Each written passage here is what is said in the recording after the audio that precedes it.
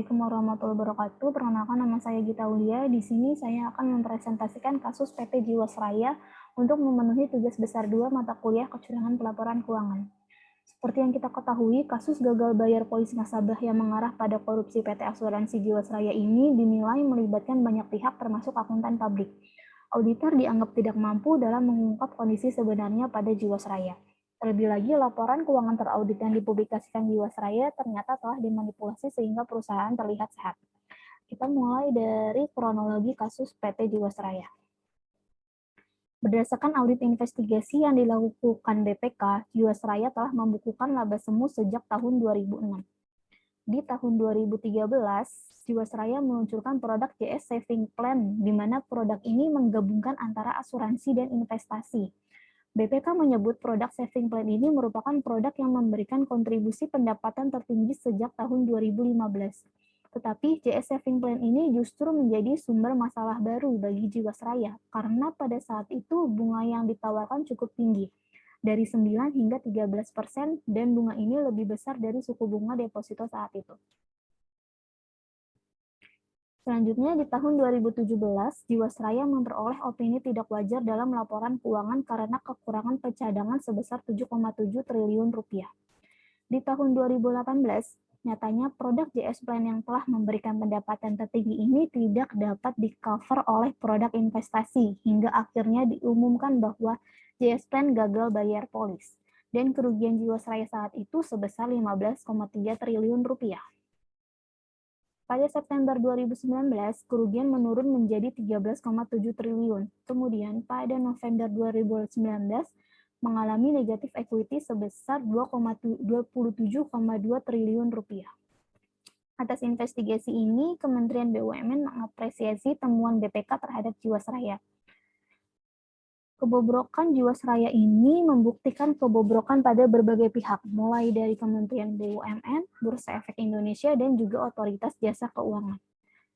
Kementerian BUMN yang membawahi perusahaan BUMN dianggap harus bertanggung jawab atas kasus gagal bayar polis ini. Dan Bursa Efek Indonesia menjadi salah satu pihak yang diperiksa. Peran BEI membawahi pasar modal dan akan membantu bila nanti BEI bisa menjelaskan apabila ada unusual market activity dari sebuah emiten saham.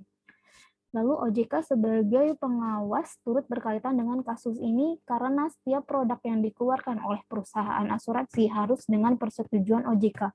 Jadi, bagaimana bisa OJK pada saat itu menyetujui produk JS Plan di saat keuangan Jiwasraya sedang tidak sehat? Seharusnya fungsi pengawasan harus terus dilakukan.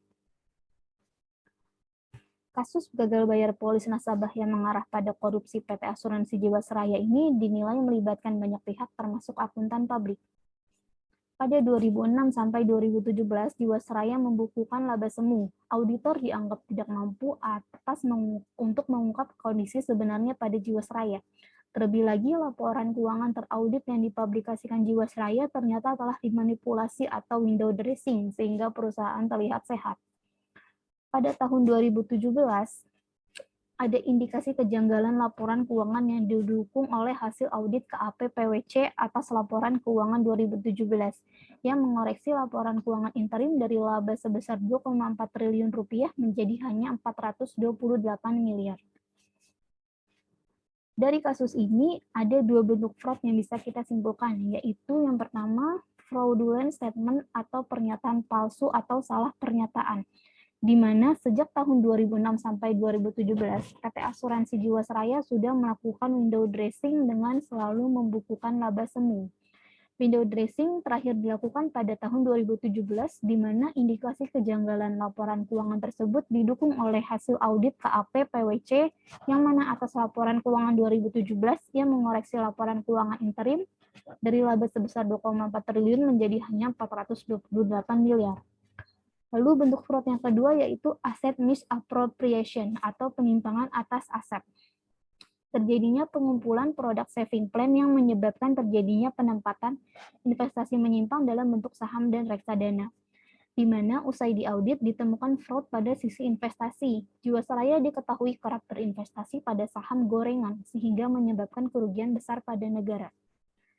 Demikian presentasi saya, kurang lebihnya mohon maaf. Terima kasih. Assalamualaikum warahmatullahi wabarakatuh.